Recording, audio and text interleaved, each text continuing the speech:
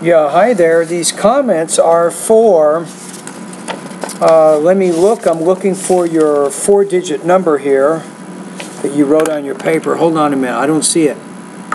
I don't want to use your name over the internet here, so let me go back. Let me find your name here. I got it. 0129.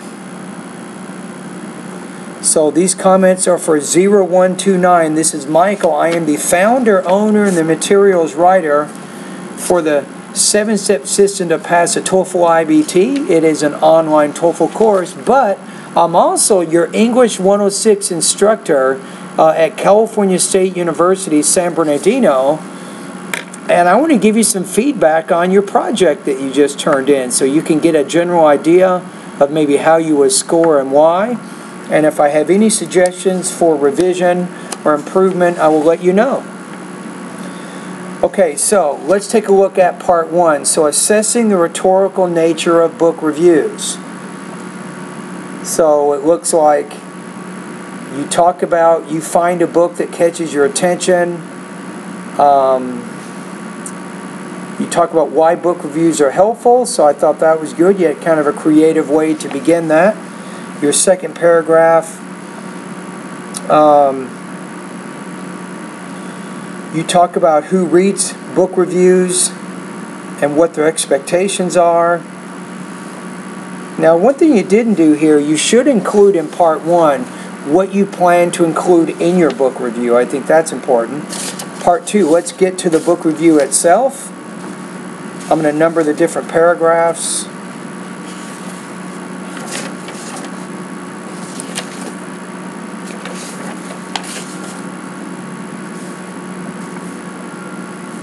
You have a good writing style, by the way, and I like how you're using your in-text citations in there. And remember, you should do this not just when you're quoting, but when you paraphrase and when you summarize, and of course when you quote.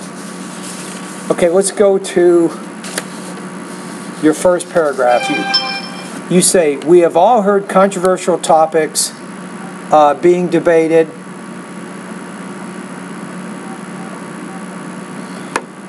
You have, you talk about President Barack Obama, Governor Mitt Romney debating two opposite sides. Let's get down to the end of your first paragraph to see what your thesis is. You have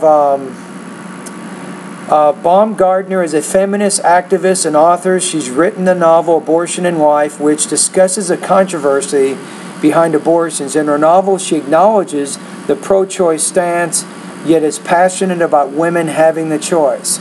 She also displays powerful images of brave women who've had the procedure done, and she tells the stories of those women brave enough to tell it. So you say, Jennifer Baumgardner states, so you actually do have, let's go back to your thesis. So she displays powerful images of brave women who had the procedure done. She tells of the stories of those women brave enough to tell it. Okay, so you begin with your second paragraph with a quote, but what if you did this?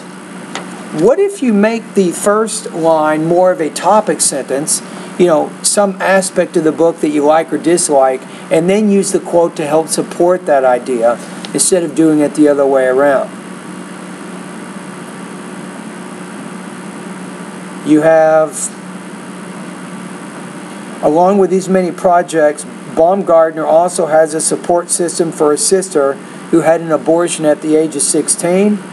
Although one may think Baumgardner's novel is biased, she proudly states she is a mother to her son Scully and understands the opposing argument. I think that's important there. So by acknowledging the opposite argument, you're trying to say that she avoids bias. You say, however, she strongly disagrees with the pro-life argument due in part to her feminist ideologies and personal experiences. In summary, I can say she is suited to...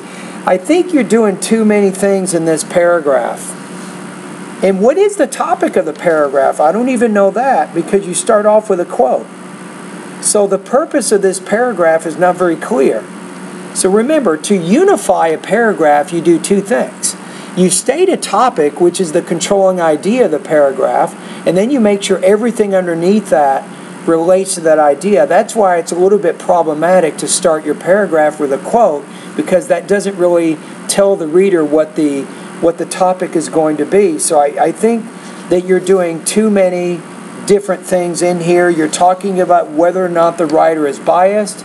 You talk about how she addresses the opposing argument, but you're also talking about how you think she's suited to write on the topic, but I think that's better for another paragraph. But you don't really have either of those ideas, I think, in the thesis of your first paragraph, so there's not a great kind of what I call unifying element, I think, to that book review.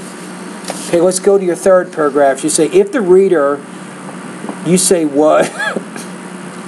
To flip through the pages before even reading the novel, the reader would notice immediately the black and white photographs of women. Now, before we make this statement, why are you making this statement? And this helps you frame your topic sentence. Are you trying to say that the writer uses images as a way to effectively capture the interest of the audience? And then you can explain why the writer does it and how the writer does it.